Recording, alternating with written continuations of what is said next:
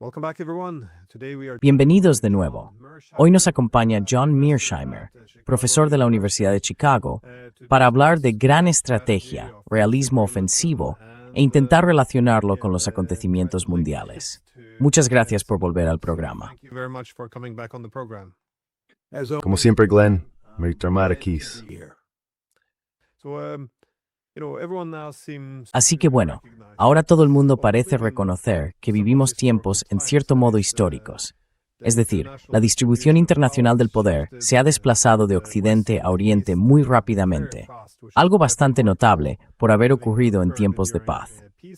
Ahora vemos que el momento unipolar ha terminado, e incluso en una perspectiva temporal más amplia, podemos sostener que ha llegado a su fin un periodo de 500 años, desde que las potencias marítimas europeas reconectaron el mundo a principios del siglo XVI, y en distinta medida han organizado el mundo bajo su administración desde entonces.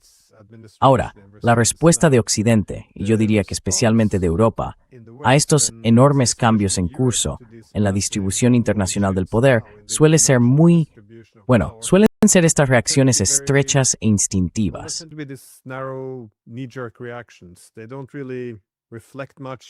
No reflexionan demasiado sobre cómo ha cambiado el mundo, ni sobre cómo está cambiando nuestra posición en él. Y tampoco dan un paso atrás para evaluar cuáles son nuestras opciones y cuáles deberían ser nuestros objetivos para maximizar la seguridad y la prosperidad. Así que, en resumen, diría que falta pensamiento estratégico en un momento en que lo necesitamos más que nunca. Por eso, lo que realmente quería hablar contigo hoy, como decía al principio, era de esto. Si damos unos pasos atrás y empezamos por la gran estrategia, quiero preguntarte, ¿qué es la gran estrategia y cuáles consideras que son los principales desafíos a la hora de conciliar unas aspiraciones potencialmente ilimitadas con unos medios limitados?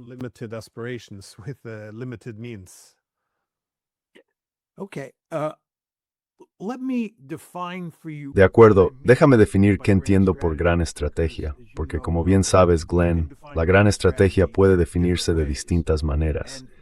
Y no existe una definición correcta. Las definiciones son solo definiciones, y puedes definir la gran estrategia como quieras.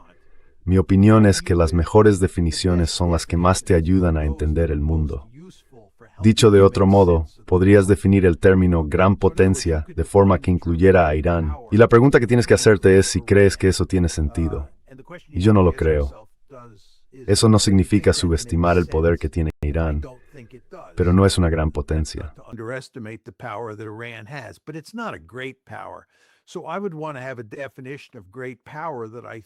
Así que querría una definición de gran potencia que incluyera a países como Estados Unidos, China y Rusia, pero excluyera a países como Irán.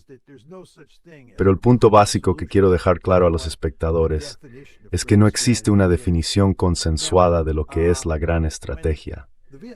Cuando terminó la guerra de Vietnam, en 1975, que fue cuando yo entraba en la escuela de posgrado, de repente surgió un enorme interés por el tema de la gran estrategia. Hasta mediados de los años 70, no era un asunto del que se hablara mucho en el ámbito académico.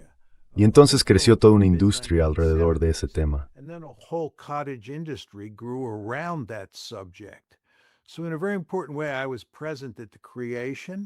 Así que, en un sentido muy importante, estuve presente en el momento de su creación. Y entonces formulamos lo que yo consideré una definición bastante útil de lo que era la gran estrategia en aquel momento. Y sigo pensando que es una definición bastante útil, especialmente si se piensa en cómo actúan las grandes potencias. Lo que haré será exponer rápidamente mi definición de gran estrategia. Y para que quede lo más claro posible, la contrastaré con cómo definiría yo la política exterior. Es decir, distingo entre gran estrategia y política exterior. Mi definición de gran estrategia es que consiste ante todo en equilibrar los objetivos más importantes de política exterior de un Estado.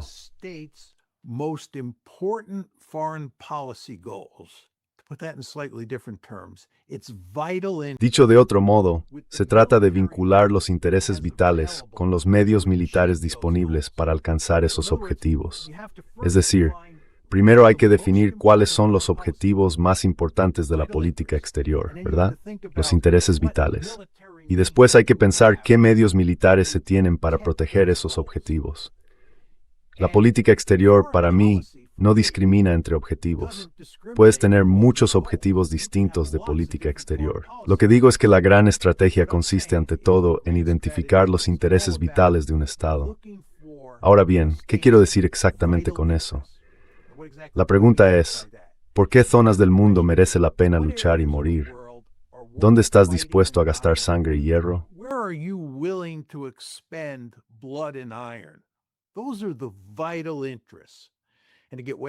Esos son los intereses vitales. Y adelantándome mucho, en el caso de Estados Unidos, los intereses vitales fuera del hemisferio occidental han sido históricamente Europa, Asia Oriental y el Golfo Pérsico. Eran las tres zonas en las que casi todo el mundo coincidía en que debíamos estar dispuestos a derramar sangre y emplear la fuerza. Debíamos tratarlas como intereses vitales. Pero la política exterior se ocupa de intereses en todo el mundo. En cuanto a los medios militares, hay que tomar todo tipo de decisiones sobre qué clase de medios se quieren utilizar para proteger esos intereses vitales. Y la diplomacia es otro medio, ¿verdad? Las sanciones son otro medio. Pero lo que defendían en su día personas de mi misma corriente, y la mayoría seguimos defendiendo, es que hay que fijarse en el tipo de fuerzas militares que se construirían para proteger los intereses vitales.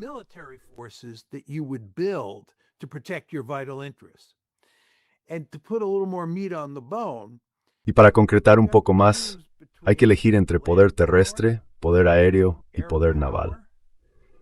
Y después hay que pensar hasta qué punto se va a depender de las armas nucleares frente a las armas convencionales.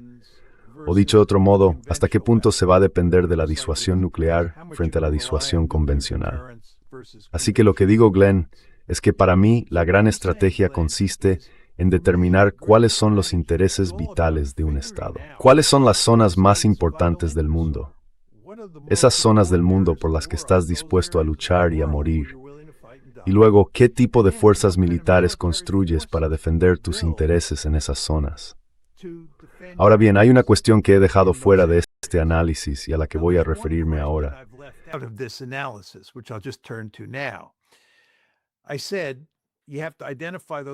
He dicho que hay que identificar aquellas zonas del mundo que tienen una gran importancia. La pregunta que no incluí y que usted quiere añadir es esta. ¿Cuáles son las amenazas para esas zonas o para esos intereses? Porque la naturaleza concreta de la amenaza determina qué tipo de fuerzas militares se construyen. Así que, si reducimos todo esto a lo esencial, hay tres grandes preguntas que se plantean al hacer gran estrategia. ¿Cuáles son sus intereses vitales? ¿Cuáles son las amenazas para esos intereses vitales? Y después, ¿qué tipo de fuerzas se construyen para proteger los intereses en todo el mundo? Ese es, por tanto, el marco básico que empleaban como definición de gran estrategia varias personas con las que me relacionaba desde mediados de los años 70.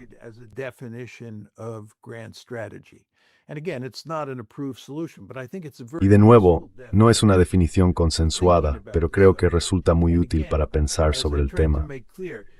Y como he intentado dejar claro, es distinto de plantear la pregunta ¿cuál es la política exterior de un Estado? Porque si hablas de la política exterior de un Estado, hablas de todos sus objetivos, de todos sus intereses, no solo de sus intereses vitales. Y hablas de todos los instrumentos que tiene a su disposición, no solo del instrumento militar, que es en el que me centro cuando hablo de gran estrategia, la diplomacia, las sanciones, etc. Así que espero que esto sirva más o menos como una buena guía de cómo entiendo el tema en general. Y después, si quieres, puedo explicarte cómo creo que se aplica a Estados Unidos.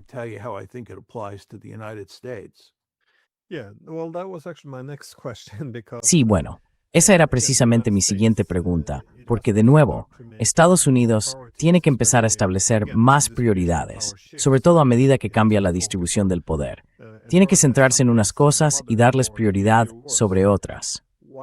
O, usando sus palabras, ¿cuáles son las prioridades de Estados Unidos en cuanto a aquello por lo que está dispuesto a luchar y morir?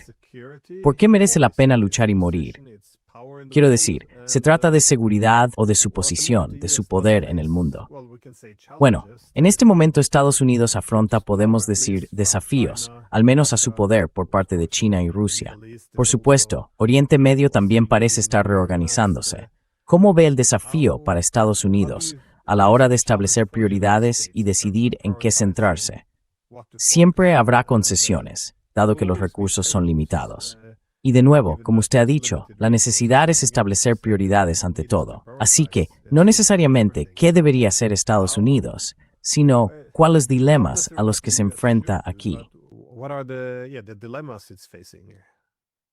Okay, let me tell you what I De think acuerdo. the 4 areas of Déjeme the world decirle cuáles creo que son las 4 regiones del mundo que realmente le importaban a Estados Unidos y cómo hay que entender esas regiones. Después podemos hablar un poco de las amenazas a esas regiones. Creo que no hay duda de que para cualquier gran potencia, la región más importante del mundo es su entorno inmediato, su vecindario o la zona que la rodea. Y todo esto equivale a decir que en el caso estadounidense, el hemisferio occidental es la región más importante del mundo. No hay ninguna duda al respecto. Es nuestro entorno inmediato. Sin embargo, como Estados Unidos es una potencia hegemónica regional en el hemisferio occidental, normalmente se da por sentado que considera el hemisferio occidental su región más importante, su interés más vital. En otras palabras, la gente no habla mucho de ello. vital interest. So, in other words, people don't talk much about that. And what people do talk about are the areas outside. Y de lo que la gente habla es de las zonas fuera del país que a Estados Unidos deberían importarle, porque ahí es donde se encuentran sus intereses vitales. Y en este caso, históricamente, las dos zonas más importantes han sido Europa y Asia Oriental. La razón es que ahí están las otras grandes potencias. Y a Estados Unidos siempre le han importado esas zonas donde hay otras grandes potencias, porque las potencias más pequeñas no pueden desafiar a Estados Unidos de ninguna manera significativa. Solo pueden hacerlo las otras grandes potencias. Y si miramos Europa, por supuesto, ahí vimos países como la Francia napoleónica, la Alemania imperial, la Alemania nazi. Ahí estaba el núcleo de la amenaza soviética en Europa Oriental. Y luego, por supuesto, Asia Oriental también importaba enormemente, principalmente por Japón. East Asia mattered greatly because of Japan mainly, and today it matters greatly because of China. Y hoy importa muchísimo, principalmente por China. Y es muy importante entender, Glenn, que para Estados Unidos, a lo largo de su historia, desde que logró la independencia en 1783, y diría que hasta aproximadamente 2017, de nuevo, durante casi toda la historia de Estados Unidos, Europa fue la región número 1 fuera del hemisferio occidental. Y Asia Oriental siempre ocupó el segundo lugar. Y la razón es que las grandes potencias de Europa eran más poderosas que la gran potencia de Asia Oriental, que era Japón. Y recordarás que aunque los japoneses nos atacaron en Pearl Harbor el 7 de diciembre de 1941, teníamos una política de Europa primero. Y la razón de esa política era que la Alemania nazi suponía una amenaza mayor para Estados Unidos que el Japón imperial, porque la Alemania nazi era mucho más poderosa.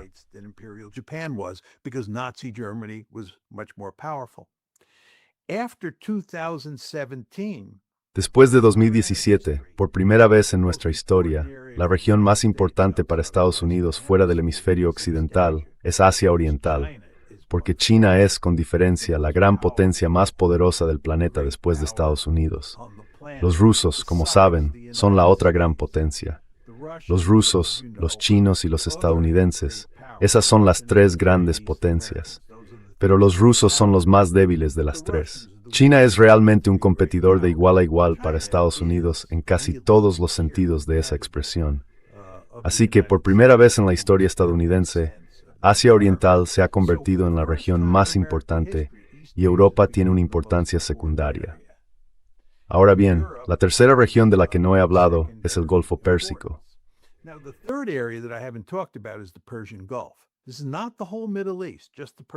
No se trata de todo Oriente Medio, solo del Golfo Pérsico.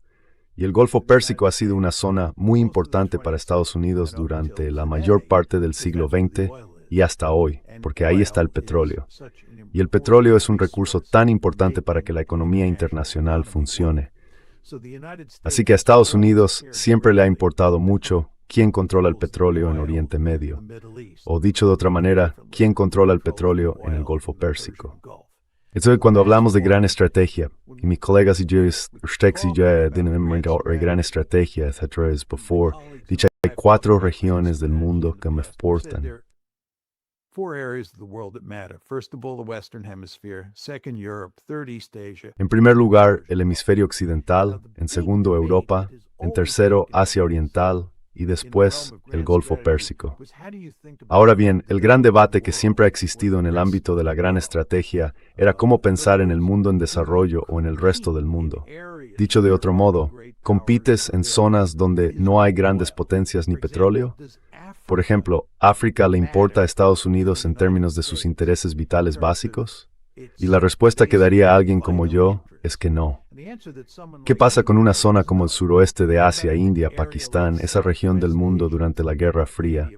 ¿Era una zona por la que merecía la pena luchar? ¿Tenía importancia estratégica?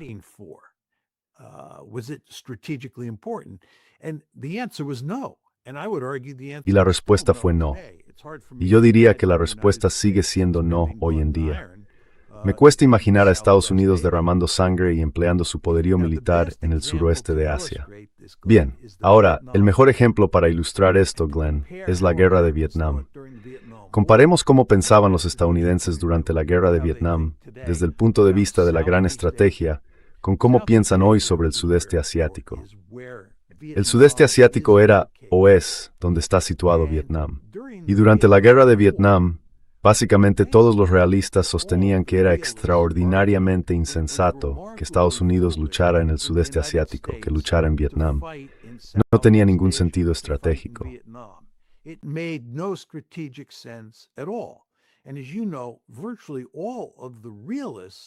Y como sabe, prácticamente todos los realistas de la época, incluidos Ken Waltz, Hans Morgenthau y George Kennan, por citar solo algunos, se opusieron rotundamente a la guerra de Vietnam porque se libraba en el sudeste asiático, y la Unión Soviética no estaba situada físicamente en el sudeste asiático.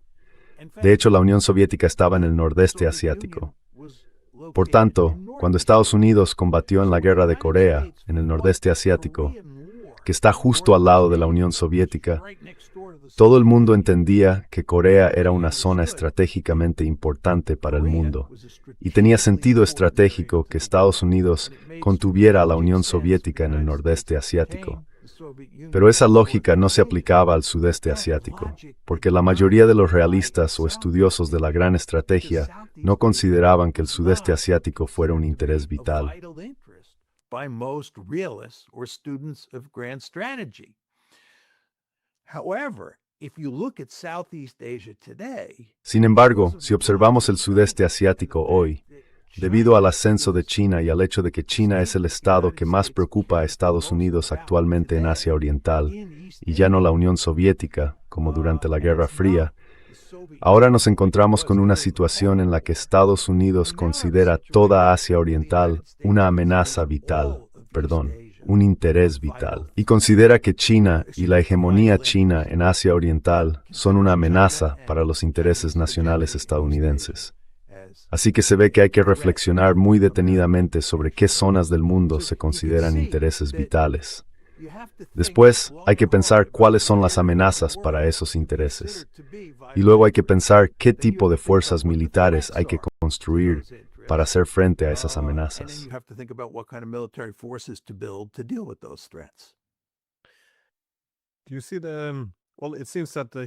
Bueno, parece que históricamente, si se quiere una gran estrategia que tenga éxito, hace falta, supongo, un sólido consenso político interno, porque todos tienen que estar más o menos de acuerdo para que haya coherencia.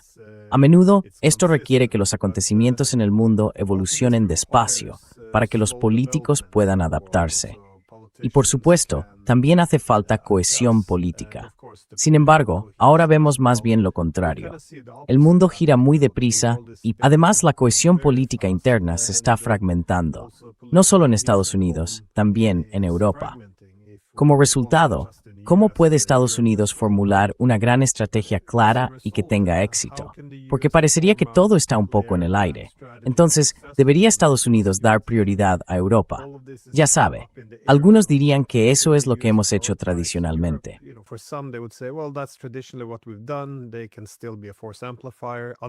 Aún pueden ser un multiplicador de fuerza. Otros dicen, no, nos están frenando. Consumen muchos recursos y además tienen otros costes al empujar a los rusos hacia los chinos. Nos están atascando allí cuando deberíamos girar hacia Asia. Así que todas estas opciones distintas parece que aún no se han resuelto realmente, porque una vez más, el mundo está cambiando deprisa. Y de nuevo, la polarización política tampoco ayuda. Dicho de otro modo, lo que parece ser la gran estrategia de Estados Unidos podría cambiar tras unas elecciones si Trump entrega el poder a los demócratas, por ejemplo. Entonces, ¿hasta qué punto supone esto un reto? ¿O cree que al final la distribución del poder impondrá una gran estrategia a los políticos? Bueno, un par de puntos.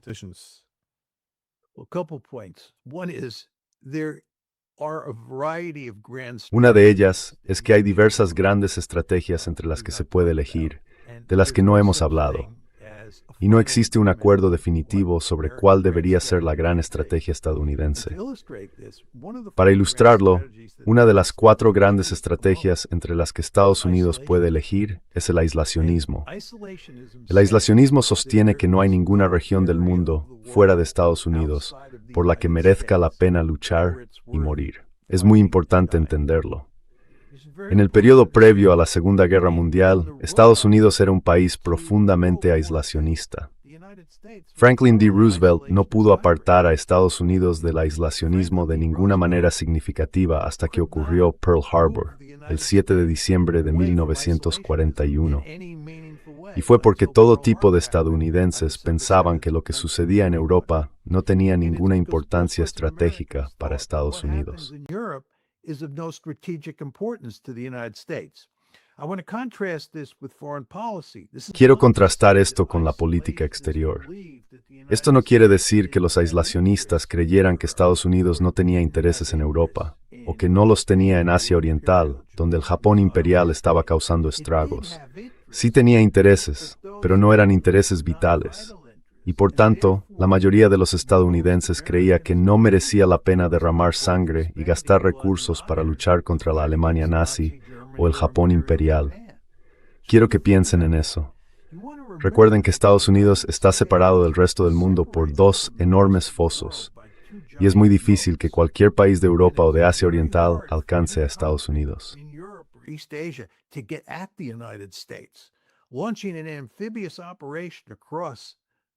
Lanzar una operación anfibia a través del Océano Pacífico o del Océano Atlántico no entra dentro de las posibilidades. Y si a eso le sumas el hecho de que Estados Unidos tiene armas nucleares hoy en día, puedes defender con mucha fuerza el aislacionismo. Esto tiene una enorme relevancia ante el ascenso de China, porque la cuestión, desde el punto de vista de la gran estrategia, es la siguiente. ¿Cómo se aborda la posibilidad de que China domine Asia Oriental del mismo modo que Estados Unidos domina el hemisferio occidental? Como sabes, Glenn, muchos de nuestros amigos creen que Estados Unidos no debería disputar a China el control de Asia Oriental. No debería intentar contener a China.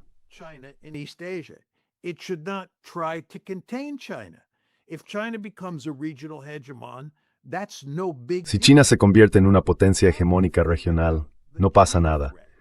La forma en que se entiende la amenaza china depende por completo de la gran estrategia. Todo gira en torno a si se considera que el dominio de China sobre Asia Oriental amenaza los intereses vitales de Estados Unidos. Y quienes sostienen que no es así reflejan básicamente la visión aislacionista de la gran estrategia. Ahora bien, hay otro grupo de personas, y yo me incluyo en ese grupo, que cree importante que Estados Unidos no permita que China domine Asia Oriental del mismo modo que Estados Unidos domina el hemisferio occidental. Según mi planteamiento, Estados Unidos no quiere un hegemón regional rival. Pero esta cuestión no está zanjada. It's just very important to understand that. And all this is to say, Es muy importante entender esto. Y todo esto viene a decir que la gran estrategia adecuada nunca queda resuelta de una vez por todas. Permítame dar otro ejemplo para subrayar este punto, que como europeo le resultará especialmente cercano. Cuando terminó la Guerra Fría, la Unión Soviética se retiró de Europa del Este, el Pacto de Varsovia se disolvió y después la propia Unión Soviética se desintegró. La pregunta que pasó inmediatamente a primer plano fue, ¿qué debía hacer Estados Unidos con la OTAN?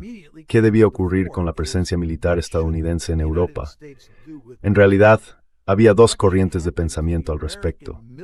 Dejemos de lado el aislacionismo. En aquel momento no era una cuestión. Había dos corrientes de pensamiento.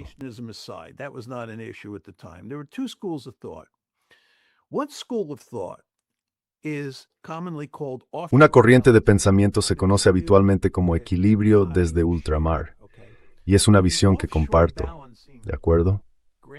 La gran estrategia del equilibrio desde ultramar sostiene que Estados Unidos solo debería mantener tropas en Europa si hay un país que amenaza con dominar toda Europa, con convertirse en una potencia hegemónica regional, y que las grandes potencias locales no pueden contener.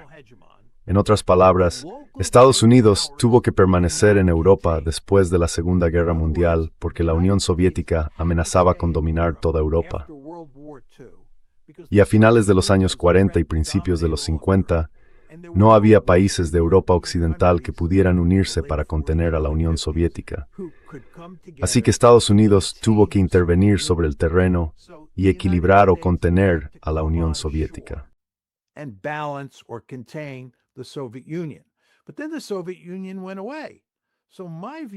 Pero entonces la Unión Soviética desapareció. Así que mi opinión era que Estados Unidos debía retirarse de Europa. Desde mi punto de vista, no había ninguna amenaza para nuestros intereses vitales. Ahora bien, la mayoría de mis colegas estudiosos de la gran estrategia defendían otra postura. Su estrategia se llamaba compromiso selectivo. Ellos creían que Europa es importante, igual que yo, pero pensaban que Estados Unidos debía permanecer en Europa para actuar como pacificador. El argumento de los partidarios del compromiso selectivo es que mantener la paz en Europa redunda en el interés vital de Estados Unidos. Y por supuesto, era un argumento que calaba en la Unión Soviética y más adelante entre los líderes rusos, porque entendían que los estadounidenses sí actuaban como pacificadores.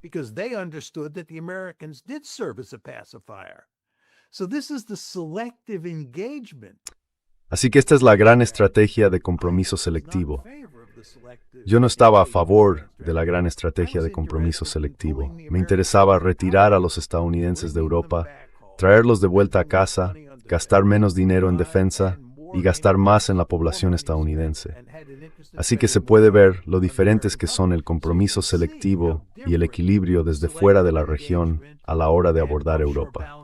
Y todo esto nos lleva de nuevo a la cuestión de cuáles cree usted que son los intereses vitales de Estados Unidos y cuáles considera que son las amenazas para esos intereses vitales. Quienes defienden el compromiso selectivo creen que la paz en Europa es un interés vital.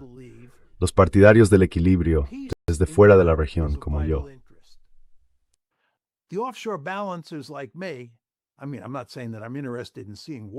No quiero decir que me interese que estalle una guerra en Europa, pero en mi opinión, la paz en Europa no es un interés vital para Estados Unidos.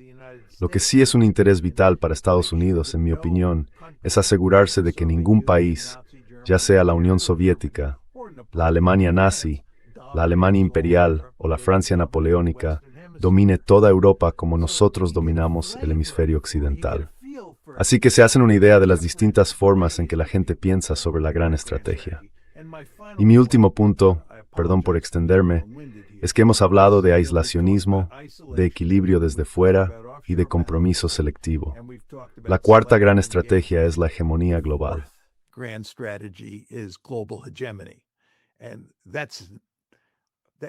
Y esa es una gran estrategia que sostiene que todas las regiones del mundo son importantes para Estados Unidos. Quiero decir, basta con pensar en el término hegemonía global. Todas las regiones del mundo importan para Estados Unidos.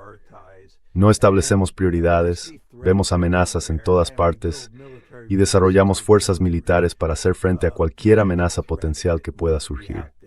Y por supuesto, eso es justo lo contrario del aislacionismo. Y es una estrategia que llevo mucho tiempo defendiendo, que tiene profundos defectos. Por eso soy partidario del equilibrio desde alta mar. Pero como le dije antes, creo que desde que terminó la Guerra Fría, los defensores del compromiso selectivo han ofrecido, en líneas generales, la gran estrategia más popular entre la gente de mi círculo.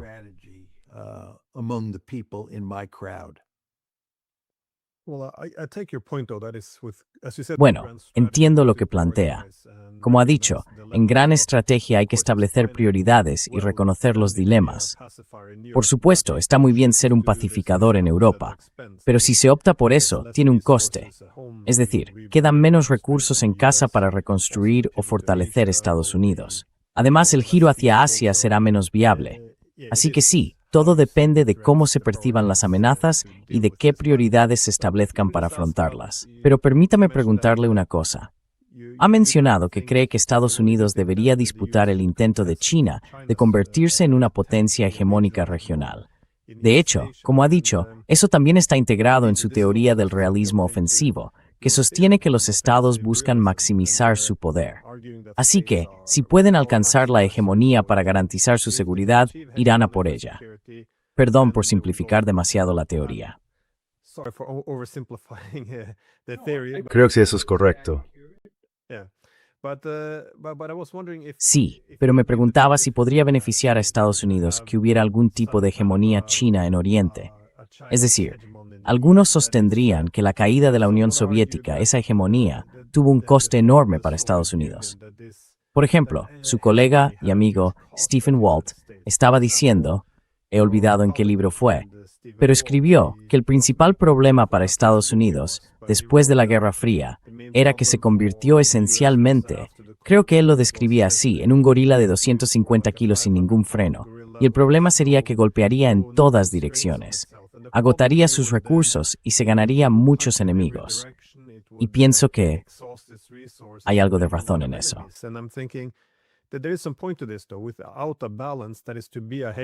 Sin un equilibrio, es decir, ser una potencia hegemónica también puede ser una maldición.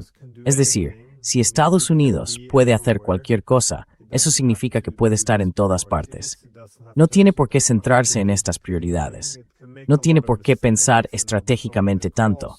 Puede cometer muchos errores y asumir los costes. Tiene incentivos para abrazar ideologías de hegemonía benévola, es decir, una hegemonía que también tiene que intervenir en cualquier lugar para salvar a otros pueblos. Es fácil adoptar ideologías de misiones civilizadoras o de intervencionismo humanitario. Siempre tienes disponible la opción militar para transformar el mundo, y eso daría lugar a una clase de halcones que defenderían la guerra como solución para todo.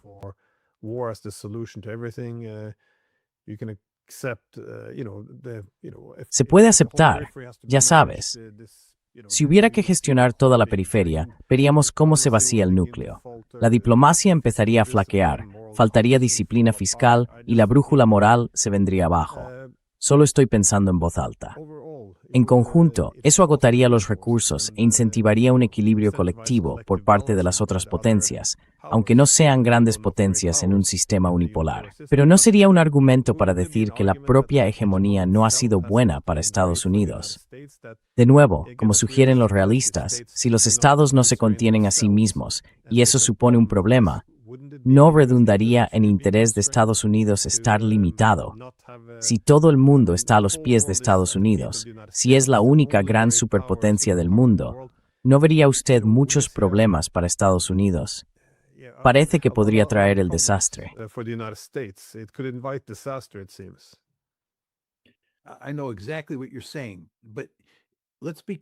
Sé exactamente lo que estás diciendo, pero dejemos esto claro.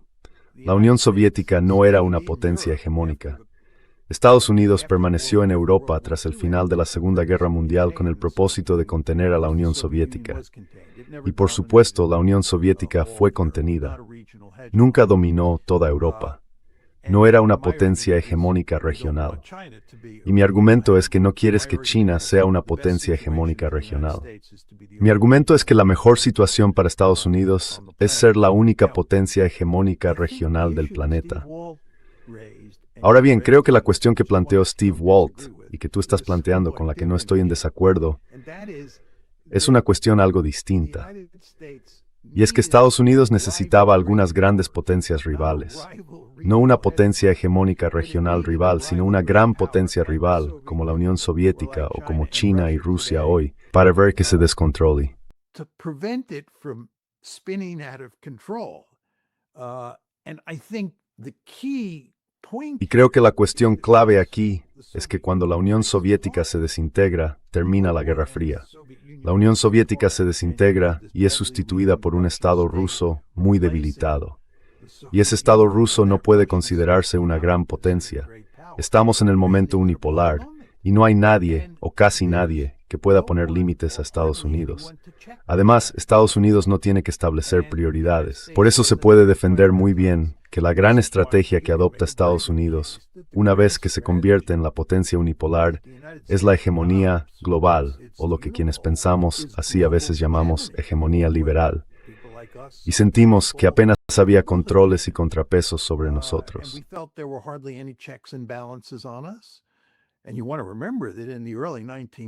Y hay que recordar que a principios de los años 90, China no era ni de lejos tan poderosa como lo es hoy. Nadie consideraba a China una gran potencia en 1992, y la Unión Soviética ya había desaparecido en diciembre de 1991. Así que Estados Unidos era Godzilla. Y a menudo pienso en la famosísima frase de Lord Acton sobre ¿qué era eso del poder absoluto? ¿Te acuerdas de la frase, Glenn? El poder corrompe, y el poder absoluto corrompe absolutamente. Creo que era algo así, pero nosotros teníamos poder absoluto, y ya sabes, no estábamos en una situación en la que creyéramos que teníamos que establecer prioridades. Pensábamos que podíamos dirigir el mundo entero, y nos metimos en toda clase de problemas. Así que no discrepo del punto básico que planteabas, Steve, incluso tú.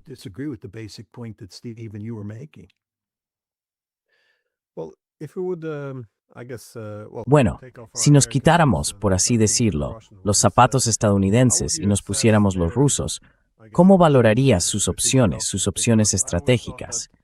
Porque yo siempre pensé que después de la Guerra Fría, el mejor enfoque para ellos habría sido integrarse con los países occidentales, es decir, por cuestiones de seguridad económica. Pero claro, eso no se produjo. Se debilitaron y luego vieron cómo todas esas estrategias o todos esos planes y acuerdos para una arquitectura de seguridad paneuropea se iban al traste. Y Occidente dijo, bueno, vamos a optar por la hegemonía colectiva, es decir, por consolidar el momento unipolar. Y eso se manifestó entonces en la expansión de la OTAN. Empezaron a verlo como en esencia una reactivación de la lógica de la Guerra Fría.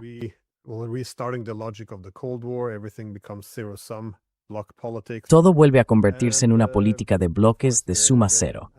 Y por supuesto, como escribió el director de la CIA, William Burns, Ucrania era la más roja de todas las líneas rojas.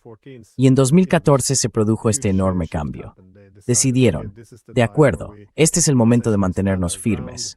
Tendremos que recuperar Crimea. Y entonces también empezaron a argumentar, bueno, ya no podemos vincular nuestra economía en desarrollo con Occidente. Reorientémosla por completo hacia el este, con China y otros países. Y este es el único camino hacia un mundo multipolar. Pero ahora, por supuesto, durante la guerra, ¿cuáles son las opciones estratégicas de Rusia? ¿Qué pueden hacer? No necesariamente qué deberían hacer, sino qué pueden hacer. O en conjunto, ¿cómo interpreta usted su gran estrategia, no solo sus políticas?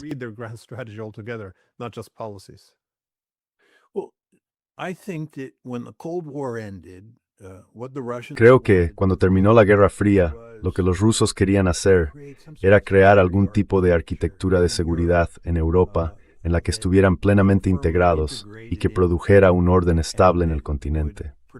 No creo, como intenté dejar claro antes, que los rusos vieran a Estados Unidos como un adversario. Los soviéticos antes que ellos, y los rusos, estaban interesados en mantener a Estados Unidos en Europa y en mantener intacta la OTAN. Los rusos entendían que los estadounidenses actuaban como un factor pacificador en Europa.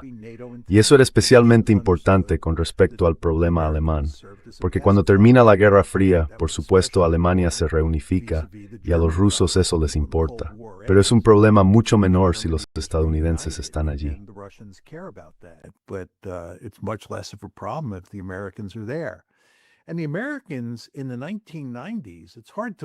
Y en los años 90, los estadounidenses, hoy cuesta creerlo, pero en los años 90 no veían a Rusia como una amenaza significativa. No lo era.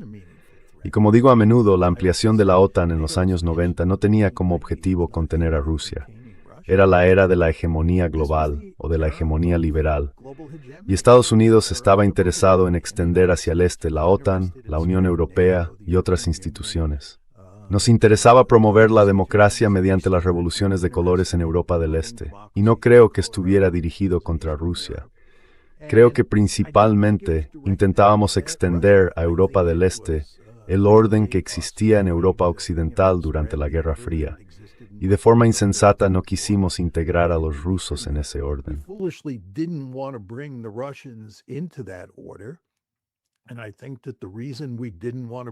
Y creo que la razón por la que no queríamos incluir a los rusos era que entendíamos que Rusia, aunque ya no fuera una gran potencia, seguía siendo un país bastante poderoso, y nos plantaría cara si intentábamos mangonearla dentro de esas instituciones que dominábamos. Por ejemplo, Estados Unidos jamás iba a permitir que Rusia entrara en la OTAN, no porque le preocupara la amenaza rusa, sino porque Rusia era un país razonablemente poderoso al que Estados Unidos no podría mangonear fácilmente. Y a Estados Unidos le gusta dirigir instituciones en las que puede mangonear a otros países. Eso era lo que siempre nos gustaba de los europeos, los alemanes, los noruegos, no tanto los franceses, pero sí los británicos.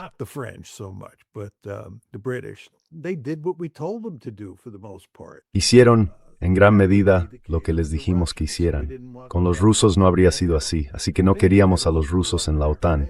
Pero en fin, como bien sabe, todo nos salió mal. Ahora estamos en una situación en la que Estados Unidos y Rusia son básicamente enemigos mortales. Y Estados Unidos y los rusos y los europeos son básicamente enemigos mortales. Entonces la pregunta es, ¿qué hacen los rusos en este momento? Es muy sencillo. Se esfuerzan muchísimo por mantener buenas relaciones con China y también por mantener buenas relaciones con Corea del Norte y con Irán.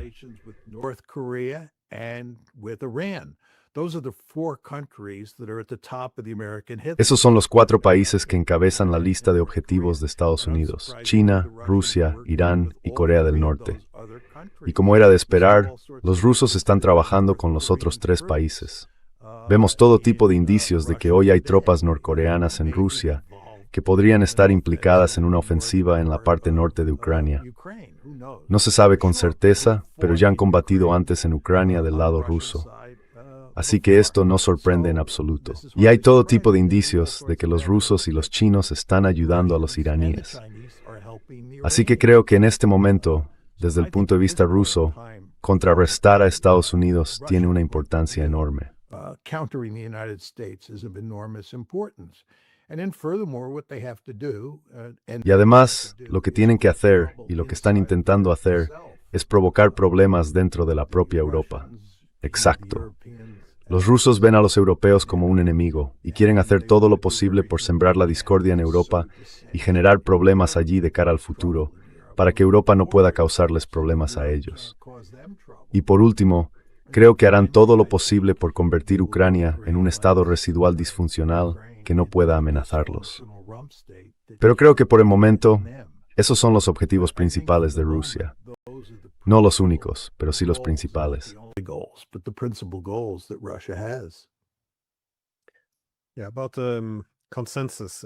Sí, sobre el consenso. En los años 90, cuando hubo algunos debates sobre la OTAN o sobre que Rusia se uniera a la OTAN, recuerdo que el embajador estadounidense ante la OTAN señaló que la OTAN se basaba en una cultura de consenso. Es decir, ya sabe, los europeos se alineaban, se hablaba de una cultura de consenso, y sería difícil integrar a Rusia en eso. Supongo que sí, su tamaño y una formulación de políticas más independiente como centro de poder por derecho propio lo impedían en cierto modo. Pero bueno, los rusos sí esperaban en los 90 que la OSCE fuera esa arquitectura de seguridad inclusiva, construida en torno a la Carta de París para una nueva Europa.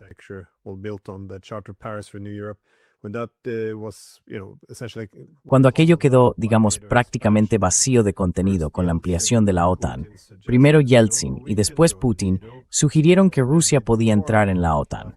No funcionó.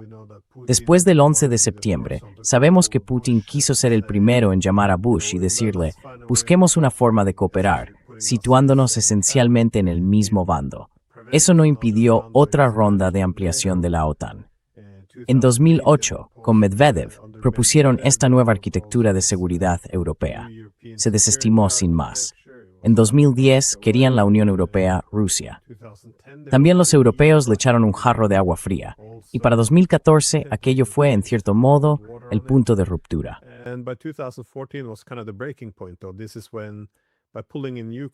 Fue entonces cuando, al incorporar a Ucrania, se dejó muy claro que todos los que en Rusia aún albergaban sueños de una integración gradual con Occidente, se dieron cuenta de que esta era la prueba definitiva. Occidente estaba decidiendo que Rusia debía ser un estado de primera línea, no un puente, trazando allí en la práctica una nueva línea divisoria. Así que, ya sabe, dado que los rusos se encuentran ahora en una situación en la que ven que ya no es posible hacer la paz con Occidente, están librando una guerra de facto. Les interesa causar cierta desestabilización y problemas en Europa, y destruirán Ucrania, más o menos, como usted ha señalado.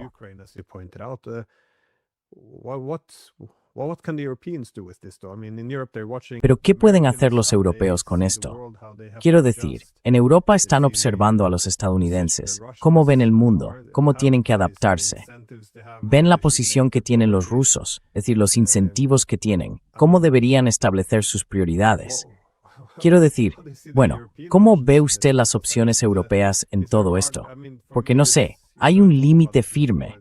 Quiero decir, para mí, usted y yo ya hemos hablado de esto antes. Esta suele ser la parte que más me desconcierta. No acabo de entender qué están haciendo, porque si no hay una salida para los rusos, salvo ganar esta guerra, ¿por qué escalar la guerra? No entiendo qué pretenden conseguir.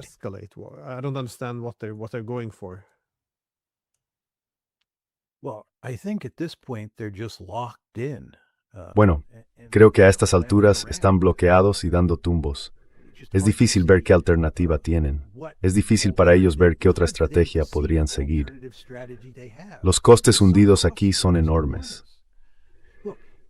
Mira, si volvemos a principios de los años 90, Glenn, cuando la administración Clinton empezó por primera vez a ampliar la OTAN, en aquel momento, la administración Clinton y los europeos tenían un interés muy arraigado en mantener buenas relaciones con los rusos. Es muy importante entender que a medida que la ampliación de la OTAN avanzaba durante los años 90, recordemos que la primera ronda de ampliación fue en 1999, al mismo tiempo que la administración Clinton impulsaba esa ampliación, se esforzaba mucho por decirle a Yeltsin que no era una amenaza para Rusia, y que quería mantener relaciones amistosas con Rusia en el futuro previsible.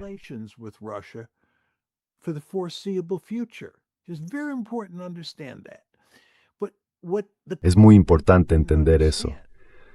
Pero lo que la gente de Clinton no entendió, aunque mucha gente sí lo entendía en aquel momento, es que una vez que pones en marcha el proceso de ampliación de la OTAN, y de hecho abres la puerta a una expansión sin fin hasta la frontera con Rusia, has creado una situación que en algún momento iba a estallarte en la cara.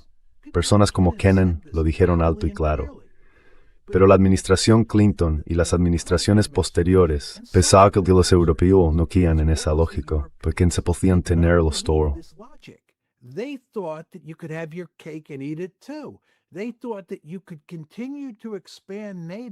Creían que podían seguir ampliando la OTAN una y otra vez, y aún así mantener buenas relaciones con los rusos.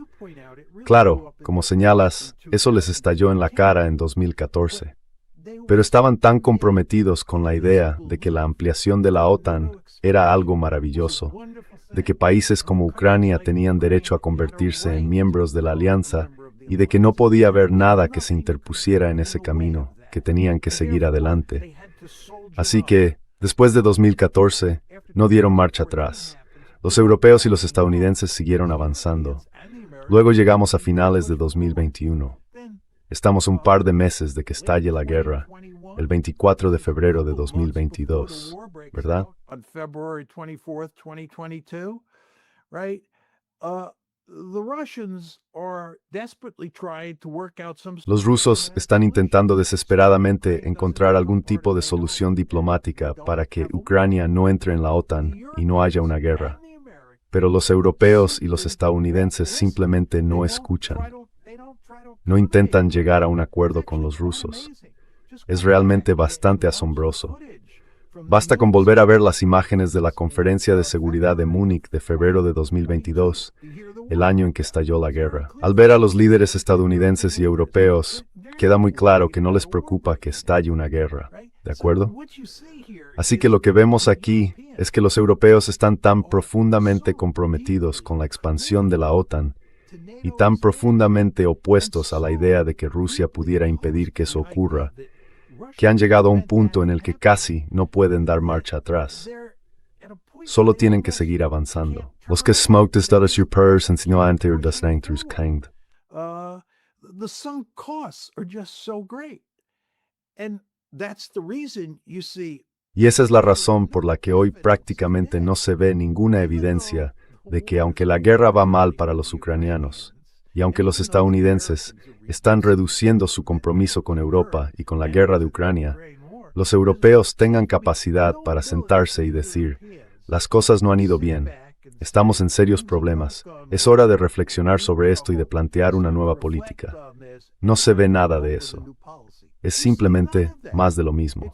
Y lo que quiero decirle, Glenn Deason, es que si volvemos al momento en que se tomó la decisión de ampliar la OTAN, a principios de los años 90, o a mediados de los 90, cuando la decisión quedó firmemente tomada, desde entonces no ha habido más que una marcha inexorable hacia una expansión cada vez mayor. Un compromiso profundo con este precepto básico, que tenemos que mantener una política de puertas abiertas y que Ucrania tiene que ser miembro. Punto. Se acabó.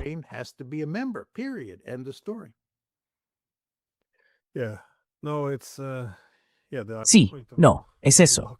Lo de estar encerrados parece bastante acertado, porque asumieron no solo un compromiso, sino también un compromiso ideológico. Así que es muy difícil salirse de ahí. Pero creo que ya en los años 90, algunos incluso reconocían que esto iba a alienar a Rusia. Si escuchas a gente como Madeleine Albright, reconocían que esto iba a causar problemas con Rusia. Pero, si ese problema llega en el futuro, al menos tendremos a la OTAN allí. Ese era el punto principal. Dicho de otro modo, la OTAN se expande, los rusos se sentirán más descontentos y más preocupados. Sin embargo, a medida que la OTAN se expande, también cambia la distribución del poder. Y eso obligaría, en esencia, a los rusos a adaptarse a nuevas realidades. Esa es, en esencia, la parte hegemónica. Si no te gusta, mala suerte. Pero así es como tendrá que ser.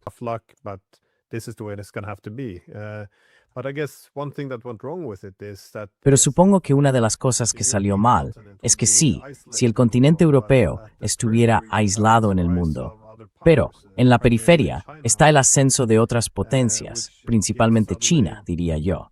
Y eso de repente cambia las cosas. Recuerdo que Brzezinski señalaba que el peor acuerdo que les ofrecemos a los rusos sigue siendo el mejor acuerdo sobre la mesa. Pero de repente tienen esta oferta en el este. ¿Por qué no inclinarse hacia los chinos, los indios o cualquier país de Oriente? Pero bueno, esto me lleva a mi última pregunta. Y sé que vamos un poco justos de tiempo, así que supongo que será breve. Pero, dado que ahora vemos que Estados Unidos no solo ha desafiado a China, sino que Estados Unidos ha sido derrotado de facto en Irán, al menos eso es lo que parece hoy. ¿Qué significa esto para países como Rusia y China? Quiero decir, ¿cómo podría jugar a su favor? ¿O les favorecería realmente?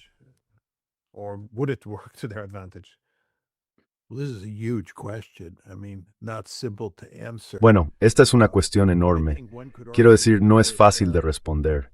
Creo que se podría argumentar que después de que Estados Unidos sea expulsado del Golfo Pérsico por completo, o casi por completo, lo último que querrá hacer será pensar en librar otra guerra en el Golfo Pérsico, y que centraremos la atención, como un láser, en Asia Oriental. Y eso podría ser una mala noticia para los chinos. Es muy importante entender que la posición de China en Asia Oriental y la posición de Rusia en la guerra de Ucrania han mejorado debido a la guerra contra Irán. Lo que ha ocurrido es que, ya sabe, hemos retirado todo tipo de recursos militares de Asia Oriental para combatir en Oriente Medio. Out of East Asia to fight in the Middle East.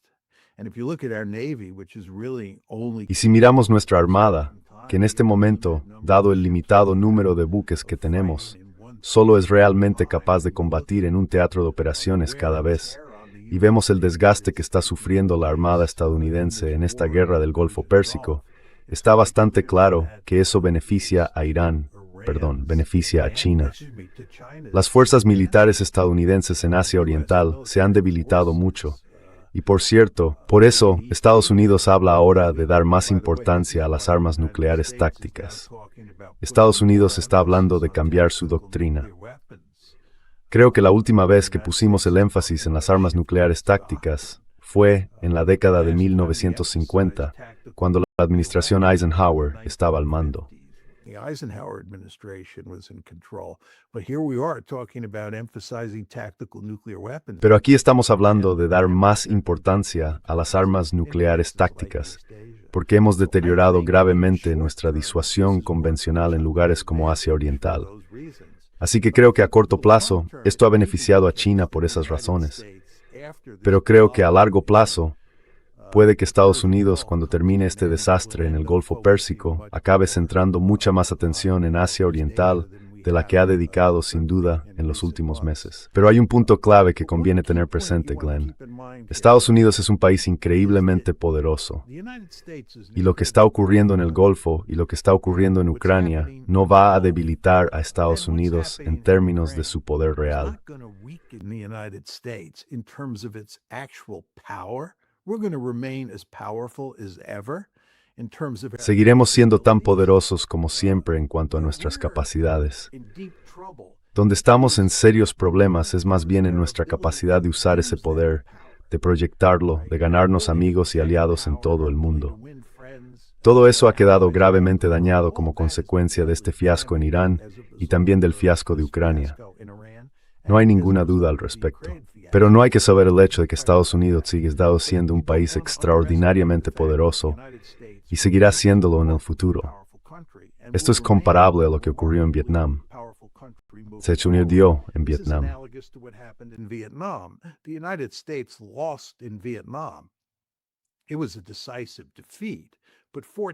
Fue una derrota decisiva. Pero 14 años después ganamos la Guerra Fría y emergimos como potencia unipolar. Nos convertimos en el estado más poderoso del planeta. Y todo esto no hace más que ilustrar que aunque vayamos a perder, si es que no hemos perdido ya, la guerra en Irán, y aunque creo que los ucranianos y por tanto los europeos y los estadounidenses van a perder frente a los rusos en Europa, no debilitará a Estados Unidos en el sentido de que nuestro poder bruto se vea reducido, pero sí nos debilitará en nuestra capacidad de proyectar poder y de influir diplomáticamente otros países.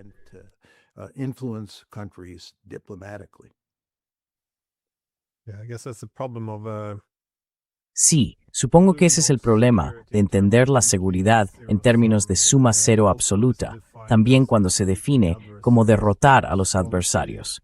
Porque bueno, si Estados Unidos ahora se enfrenta a una derrota en Irán, como has dicho, entonces tendría que apoyarse más en las armas nucleares tácticas.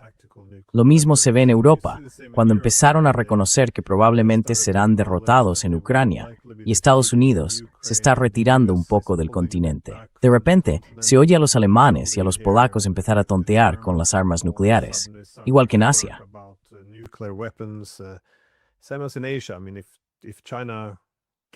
Quiero decir, si China consigue que Estados Unidos se retire de Japón, por ejemplo, los japoneses podrían inclinarse por las armas nucleares. Así que hay que tener cuidado con lo que se desea. Por supuesto, lo mismo se aplica a Rusia. Creo que toda la idea de arrinconar a Rusia, escalar y asumir que su única opción es capitular, creo que no. Creo también que entonces no harán más que subir por esa escalera de escalada. Y sí, creo que eso es lo que estamos viendo ahora.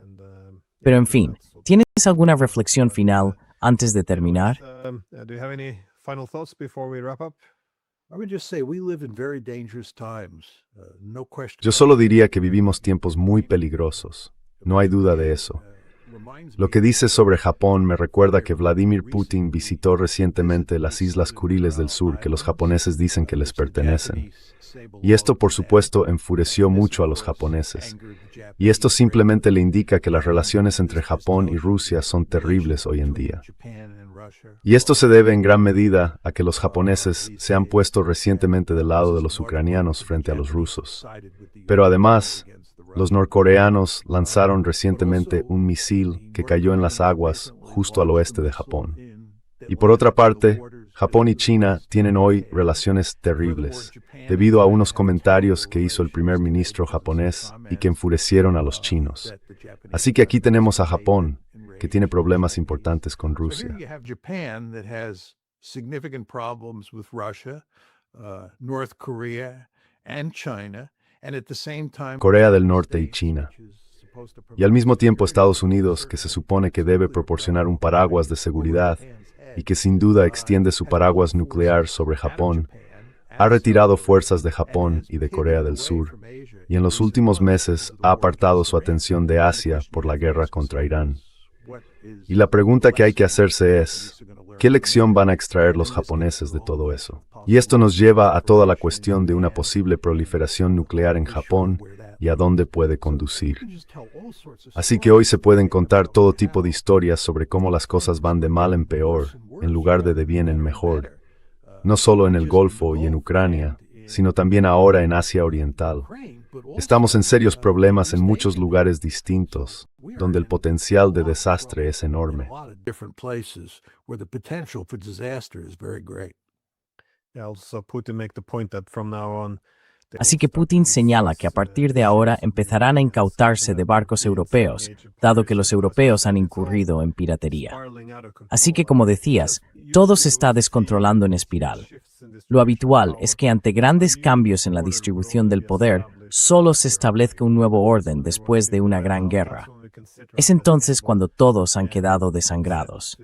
Es entonces cuando podemos sentarnos a la mesa y aceptar, reiniciar realmente el tablero, por así decirlo, y llegar a algunos compromisos.